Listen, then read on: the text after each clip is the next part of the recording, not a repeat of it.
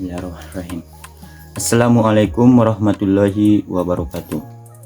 Perkenalkan, saya Indra Saputra, NIM 24140244, mahasiswa dari Institut Pendidikan Tapanuli Selatan. Di sini kita akan membahas tentang strategi pembelajaran IPS, yaitu meliputi berbagai metode. Yang pertama itu pembelajaran berbasis masalah, dan yang kedua itu pembelajaran berbasis proyek, dan yang ketiga itu pembelajaran diskusi, debat, dan yang keempat kita akan membahas tentang studi kasus, dan yang kelima itu kita akan membahas tentang pembelajaran berbasis komunitas, dan yang keenam itu kita akan membahas tentang penggunaan media, dan yang ketujuh itu kita akan membahas tentang simulasi, dan yang kedelapan itu kita akan membahas tentang pembelajaran berbasis inquiry. Di sini kita akan membahas tentang berbagai 8 metode yang tadi, yaitu yang pertama kita akan membahas tentang pembelajaran berbasis masalah. Di sini kita sebagai mahasiswa, mahasiswi ataupun siswa, kita akan dihadapkan tentang masalah sosial yang relevan, yaitu yang dibilang tentang yang relevan dan sosial, gimana kita akan mencari solusinya.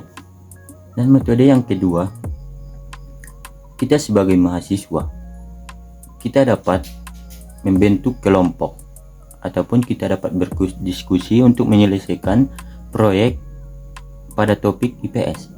Dan yang ketiga, di sini kita akan membahas tentang metode diskusi dan debat, di mana kita sebagai mahasiswa, mahasiswi ataupun siswa, kita harus diharapkan untuk melatih debat dan diskusi, sebagaimana nantinya kita dapat mengembangkan pengetahuan, dapat mengolah, berpikir kritis dan analitis.